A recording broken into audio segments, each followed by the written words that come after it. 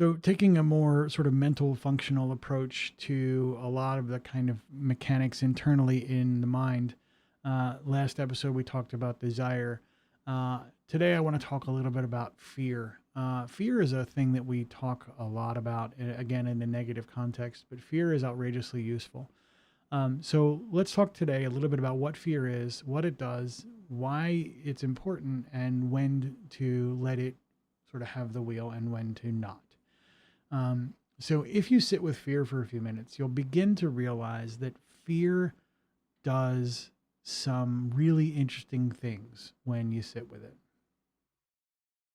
When you're afraid, your awareness, your cognitive process goes on high alert. You obsess, you think. Fear executes things like anxiety as a function. It executes things like alertness as a function, that sort of vigilance as a function. Fear wakes up a lot of other sort of biological routines that essentially put the entire operation on high alert. Sitting in fear and using that sort of high speed process, right? So being fearful is a very rapid sort of process. You're thinking about it. You're going over and over your head. You're catastrophizing potentially. Your anxiety level is increasing. All of that happens. It's a very fast way of thinking, and in a lot of situations, biologically, we would use this to escape. Right? We would use it to fight or flight. Fear is the mechanism that either gets you swinging or gets you running.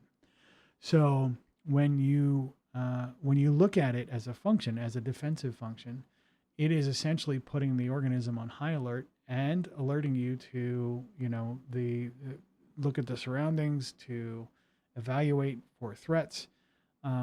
We don't often activate this on purpose. We activate this as a response to the sort of current environment.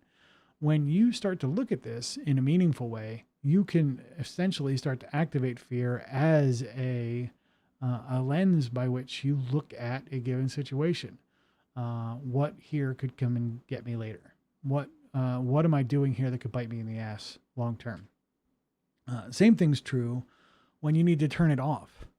Uh, you look at the long term consequences. If I indulge this situation, or if I endure this situation, what's the worst case scenario that's going to happen? You can use this kind of sort of apparatus, this cognitive trick, to essentially work with fear. So you can either neutralize it and eliminate it where it's not helpful, or activate it and use its strengths where it's appropriate to help you solve problems. But again, the important thing is not to just demonize it. It's to understand when you have to allow it to do what it does, and when you can disregard it.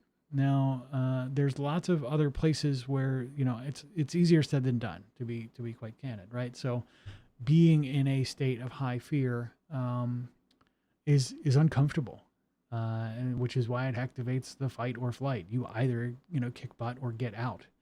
Uh, when you can sit with it and allow fear to be there and continue doing what you're doing, we've sort of socially given that the label of being courageous, right? It's not about ignoring it. It's about understanding that you are afraid and you will persevere.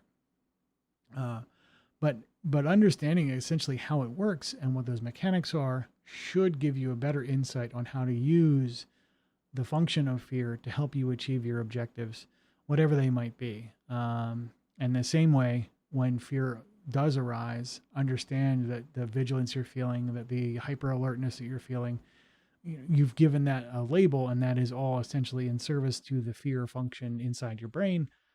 Now you can operate on it if you see fit and move forward. Or you can essentially say, listen, I recognize that I'm afraid right now. I'm going to continue to work through that, and continue to move my initiatives forward or my directives forward or whatever it might be, and not be derailed, but not ignore that awareness as well. And again, that's embracing the courage of being able to respond to the environment or in a situation without essentially letting it control you. So that's what you need to know, at least the high level about fear.